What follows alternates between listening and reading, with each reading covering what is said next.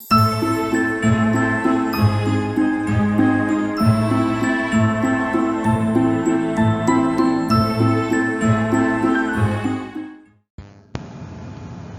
good evening, everyone. So yesterday I made a video on narcissistic abuse and run it on for about a good 15 minutes, only to find out I didn't pick up any audio. So here I am again. For viewers who are familiar with me, they know that I'm a victim of narcissistic abuse. And not everyone knows what narcissistic personality disorder is, so I will give you the best definition I can. Narcissistic personality disorder is a mental health condition in which people have an exaggerated sense of their own importance. It's an obsessive need to have people admire them. People with this disorder lack empathy, meaning they are incapable of acknowledging the damage they cause others. People who use the term narcissist do so to describe someone who is obsessed with themselves, often at the expense of their relationship with others. Narcissistic people have an inflated sense of self and need for attention. They're obsessed with power and success. They have a sense of entitlement and demand special treatment and unreasonable accommodations. They have a need to control and exploit others without any remorse. As a side note, since I'm someone who fully believes in the supernatural aspect of everything, I believe that what the secular world calls narcissism, I believe it's demonic possession, just by the over-the-top aggression that they display. But that's a topic for another video. Narcissistic abuse is a form of emotional abuse that can occur in personal relationships as well as in the workplace. For people who are subjected to the unreasonable mistreatment of a narcissistic person, they need a lot of help in dealing with trauma, shock, depression, and several other emotions that make a person feel dark and hopeless. Narcissistic people need to be in charge of everything, even if it's someone else's life. They want to feel superior and will do outrageous things to make them appear as if they are. They become enraged when they don't get their way, even when there's no reason for them to expect anything. Gaslighting is a form of emotional abuse and manipulation that causes you to question your reality. The term derives from the title of the 1944 American film Gaslight, which was based on the 1938 British theater play Gaslight by Patrick Hamilton. When gaslighting, an abuser might twist the facts or use your own words against you to make you question your understanding of the situation. They may try to control what you say or even what you think. They may threaten or punish you for speaking out against their wishes. They deny things you know to be true or dictate your own feelings to you in order to dismiss your reality. Isolation is a common tactic of abusers who use it to ensure their sense of control isn't threatened or disrupted by outside influences. People who are narcissistic pull their victims away from friends, hobbies, and other sources of the target's well-being in their life to make the victim more dependent on the abuser.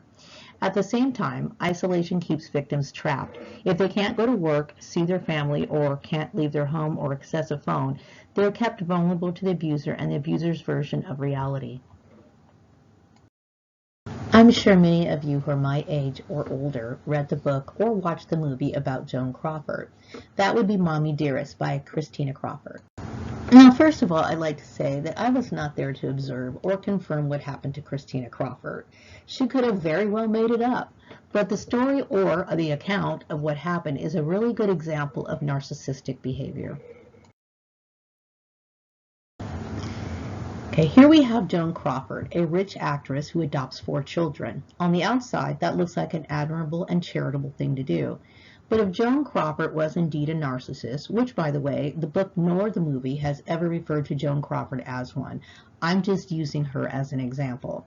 Okay, she may have adopted those children for publicity, and she doesn't care about their need for love and comfort, and she's obsessed with how adopting these children can make her look in the eyes of her public. Here we have the obsession with public image. Now, for those of us who've read the book and have watched the movie, especially the movie, okay, everyone remembers the scene. I think this is probably the most memorable part in the movie, where Joan beats her daughter for having wire hangers in her closet. To just about any person, this seems illogical and definitely abusive, but this is exactly how narcissistic people behave. If the account of her beating Christina with the wire hanger is true, then we can use that as an example of how out of control and unreasonable narcissistic behavior can be. We can also see how gaslighting comes into play when Joan constantly brings up all the things she's given to Christina. She went out of her way to adopt Christina when Christina was in an orphanage, and she gave her a good home. This is a narcissistic attempt to switch a person's mindset to their advantage, leaving Christina to question whether or not she had the right to feel the way that she did. And she did. She was abused. If you're a victim of narcissistic abuse, you're not just abused by the main narcissist. Sort of makes you wonder how narcissistic people get so much support and carry out their wicked corruption. Narcissists use others to carry out their agenda, so the people they gather with feel a sense of entitlement to treat you like garbage too. As many of you know, I have been a victim of human trafficking and gang stalking for over 20 years in the workplace, and basically bullied all my life by people who could only have been as warped as the narcissistic people themselves. Why else would they participate if they knew it was something wrong? This question makes me focus more on the suspicion of demonic entities at play, because why would someone go along with something that they know is wrong? Now, just a brief description of some of my issues. Now, obviously, I've mentioned before that my family is incestuous, okay, which is a taboo subject, okay, and obviously I don't believe in incest, and it's something that really would disturb a person, a normal person. And yet you'd have people who were participating in something willingly, exploiting it, making a big issue out of it, drawing attention to it, fully actively participating in something that is so, to me, utterly deranged.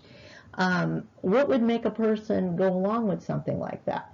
So this is why, you know, and I will come back and follow up with another video, that how is it that people could openly practice something so corrupt?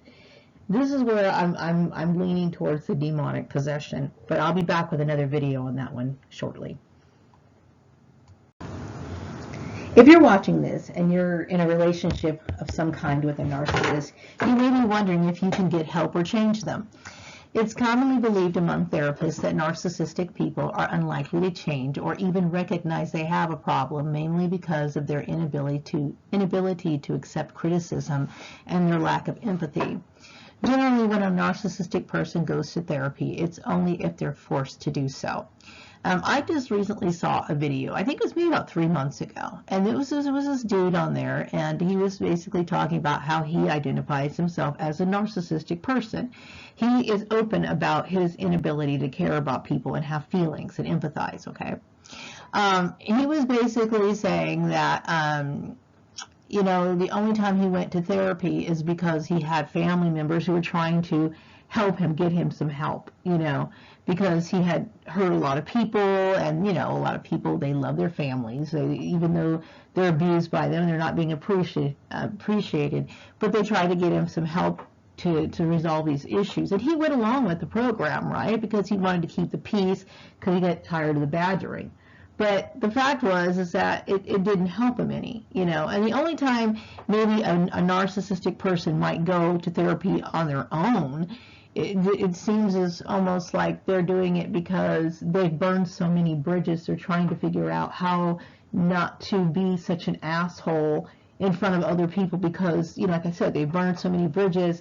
You know, they lost their spouse, they lost their friends, they probably can't find work because they just mistreat people so badly, and people just get sick and tired of them, that they're trying to figure out how they can wear a better mask. But is it really for their true self-improvement, because they feel like they need to do it to stop hurting the people around them? No. The narcissistic person will always be for themselves. As for victims of narcissistic abuse, I don't believe we can be 100% cured from years of trauma, but we can improve our lives little by little. After over 25 years of workplace mobbings and losing my job, and then having to be psychologically traumatized during job interviews, being stalked and so on, you start to become responsive to the patterns or the triggers that occur around you.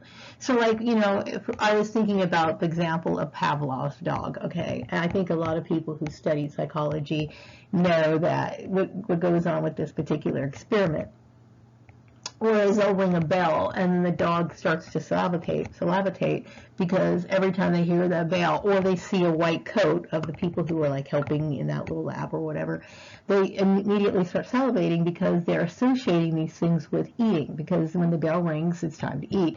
When the guy comes out, he's giving him the food or whatever. So they're automatically associating these things. After year after year after year after year of going into the workplace, and then thinking everything's fine, and then bullshit starts cropping up for no apparent reason, and then you're getting overly focused on, or people are pulling, side gigs and games and playing, and, the gaslighting, the manipulation, acting like something's not really going on, and they're basically playing with your mind and your emotions and your financial security, so on and so forth.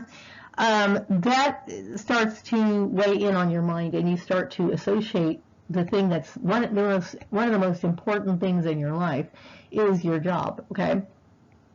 I've always loved working, and I still love working. But there's been times in the last few months, and there's nothing that anyone has done directly to me. It's just that I am realizing that certain things trigger me, and they will, because I said before, I'm never really 100% safe. I never feel that way. When you dealt with something that has repeated over and over and over and over and over again in your life, and I have witnessed, okay, from this experience, basically talking about the active participation in the public bullying, harassing, and undermining of an individual who is being exploited in every possible way, in a public manner. That's absolutely shameful, sinful. I'm surprised, the national news has not done a cover on this story, and really they should. Okay, of an individual in a situation that is absolutely shocking, to traffic an individual, especially under those circumstances. So, that plays a lot on a person's mind, and you can't help but think that people are just outright, like, unspeakably evil. Okay, so it starts to cause a lot of problems in the mind. So every day for me in my life, especially right now, is an exercise. I have to literally do mental exercises to get over certain things, because you can't expect to be exposed to certain things that have made you hypersensitive for long periods of time, and then expect everything to be normal. You know what I mean? And I think, we were talking, I was talking on one of my other channels about, people who have been victims of being a targeted individual, being somebody who's been domestically stalked for years and years and years. A lot of them do not return to the workplace. And I think a lot of it has to do with, some people just develop a fear of where they can't leave the home. Some people literally cannot function mentally. Some people just break down. But also, I think a lot of it has to do with the fact that these people have targeted this person so much that it's like how can I say, it's compulsive. Like they cannot stop stalking this person, and people will continue to accommodate these stalkers. And this is what I believe, okay? Everyone's situation's different, but there's a lot of issues that go on with a person who has dealt with this sort of thing, and they never feel safe. So, and like I said, I don't expect anyone to take care of me. There's several reasons why I don't, okay? I'm a person who's in a very vulnerable position. I'm a woman basically all by herself, okay? I don't have anyone protecting me, watching out for me. No one's got my back. And basically, you're putting a person's life in jeopardy to people that I view as perverted, twisted, sick, and just absolutely, like, it's shocking. Anyway, my thing is that, I deal with the emotional and mental shock of years of trauma at the hands of narcissistic abusers. So anyway, and like Pavlov's dog, I have associated certain things with abuse. And this is where the mental exercises are very important for me. And I'm creating them step by step and working my way out of it. You know, and I'm hoping as in a few months I'll be able to report like progress and stuff. You know, you have to be creative. You really got to think outside the box as a targeted individual. More on that on another channel. Now I'm going to continue with my video. Well, I'm going to wrap up this video, but I hope for those people who are suffering from narcissistic abuse that you find some way of coping with your day-to-day life. It can be very difficult because we are isolated even when we are among other people. We have to be very careful because the morals of people are not very high, and oftentimes they don't have the discernment of using making better decisions. You know, they tend to fall into whatever the crowd thinks is okay. Maybe they don't have any moral standards, and they might be going along with something that's causing you're triggering, causing you to go into triggers, causing you the depression and flashbacks. So, you know, spend as much time as you possibly can by yourself. I think that that's a good thing. Now, I do say, everybody will say that, you know, you do need to have a support group, but unfortunately, you cannot trust the people around you. I am trying to protect myself against incestuous people, and I am not comfortable with somebody who would mistreat me in this sort of manner. That is outright criminal. Be vocal in your feelings, in your expression. If somebody tries to intimidate you, do stand up for yourself. This is your one life that you have, and it's very precious in time. It runs out before you know it. So I'm going to wrap up this video. If you have any questions or concerns, or if you have issues, or you have maybe I agree with my idea or belief or suspicion of narcissistic people being demonic. I personally think that they are. If you agree with me, go leave that in the comment box. And if you don't, if you do or you don't, I'd like to know what your opinion is, because it's something that I think is an interesting topic. I think narcissistic people in general are interesting because they don't have the empathy that they should, and that most normal people have, and that alone should, you know, be a warning to people not to have any sort of interaction with them. And as I said before in my video, most therapists will recommend that you go no contact with them because they don't change, and they will continue to ignite that sort of trauma in you over and over and over again. That's very bad for your health, and it will run you down to the point of where, you know, you just don't want to continue on anymore. So I'm going to wrap up this video. I hope you all have a wonderful Friday evening, and I'll be back with another video sometime later. Take care. Bye-bye.